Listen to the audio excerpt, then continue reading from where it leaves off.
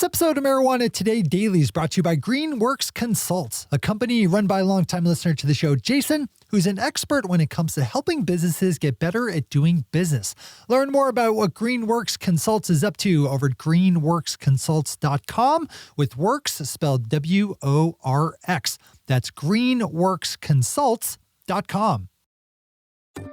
Good morning, Marijuana Nation. It's Thursday, August 6th, 2020, and you're tuned in to episode 961 of Marijuana Today Daily. I'm your host, Shay Gunther, and I'll be walking you through today's marijuana news and headlines. As always, we have a full and busy day of cannabis news in our hands, so let's jump right into it. Today leads off with an important social justice story as we jump to Michigan, where 68-year-old Michael Thompson, jailed for a 1996 marijuana charge and whose case for clemency we've covered here in the show before, has been suffering the effects of the coronavirus, being taken to the hospital just at the end of last month.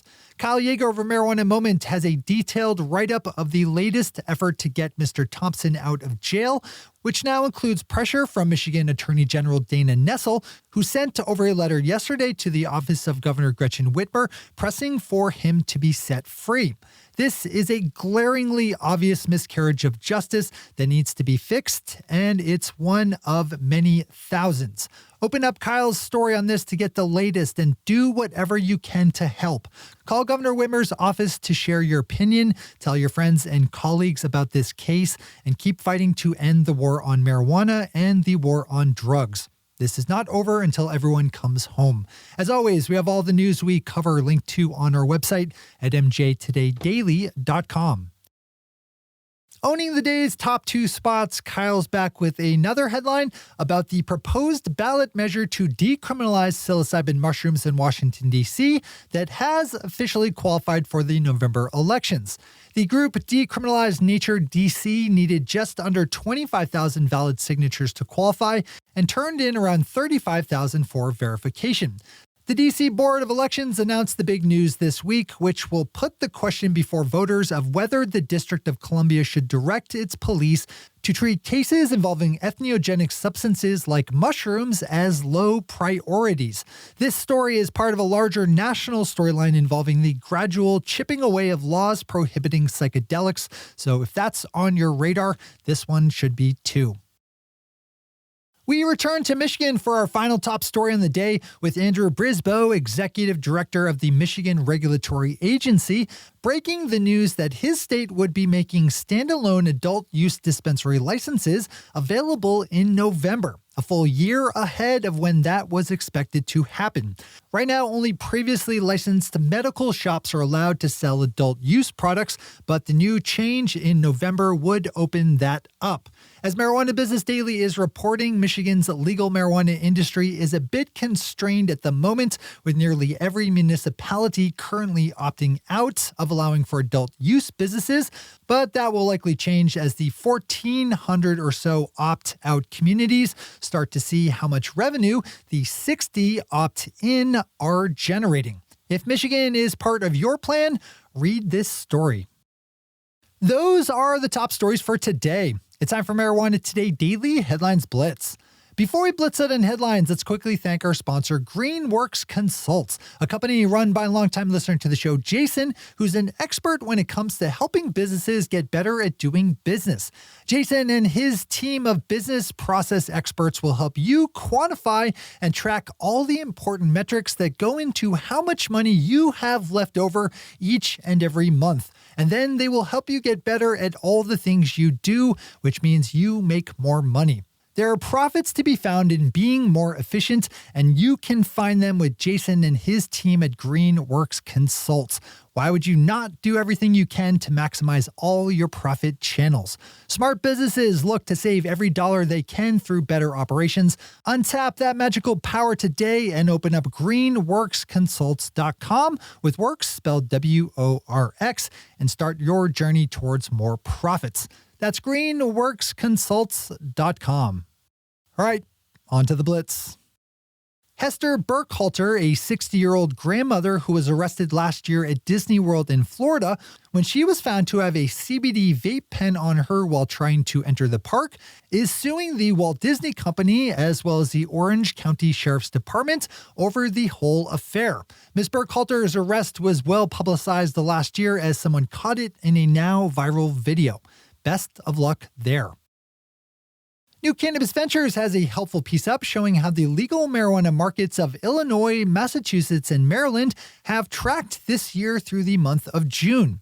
With sales up in all three in the month of June after some drops in April and May attributable to the coronavirus, this is another story you probably want to digest in full.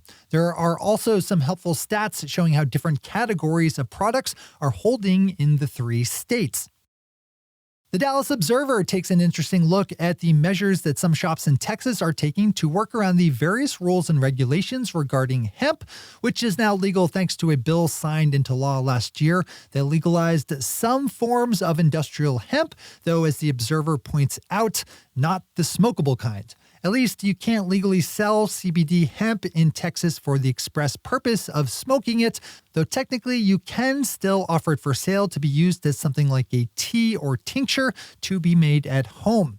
It's kind of like when head shops have to sell glass pipes labeled for use with tobacco only. Licensed marijuana companies in Canada are being cut a small bit of slack in when they need to pay their annual regulatory fees. Health Canada recently announced the shift in the payment deadline, where instead of having to settle up those fees by September 30th of this year, companies will have until March 31st of next year. Marijuana Business Daily's chart of the week shows how the number of new permits being given out in Brazil for the allowance of the importation of medical marijuana by individual patients is on the rise, as nearly 2,500 people were added in the first quarter of 2020, up from less than 1,000 added in the same quarter last year. The overall number of people taking advantage of the program in Brazil, allowing them to import medical cannabis, stood at around 18,650 at the end of March.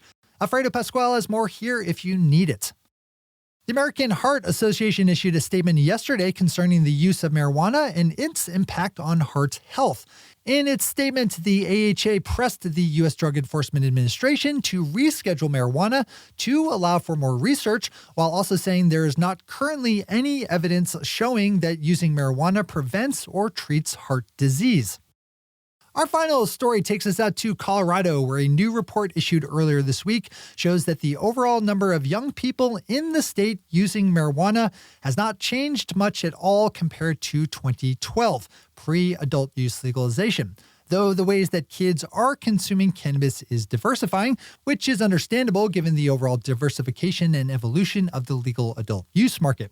This is another story I'd add to your list today, if only for the sub-thread involving Marijuana Moment correcting the prohibitionist group Smarter Approaches to Marijuana over its deceptive use of statistics in its press releases attached to this state's numbers. Nice work, Marijuana Moment. Those are the headlines and news for the day. I'll be back with you again tomorrow morning with another information-packed episode of Marijuana Today Daily. But in the meantime, if you have any stories to share or feedback to give, zip us an email to headlines@mjtodaydaily.com. And while you're clicking around the interwebs, swing over to our website at mjtodaydaily.com to find links to all the news we cover. Thanks to our sponsor, Greenworks Consults, and to our awesome patron listeners for the support that makes this show possible. To join the illustrious ranks of the patron listeners yourself, swing over to our website at mjtodaydaily.com and click on that big blue button at the top of the page that says Become a Patron. I'm your host, Shay Gunther. Thanks for tuning in and starting your day with marijuana today. Today.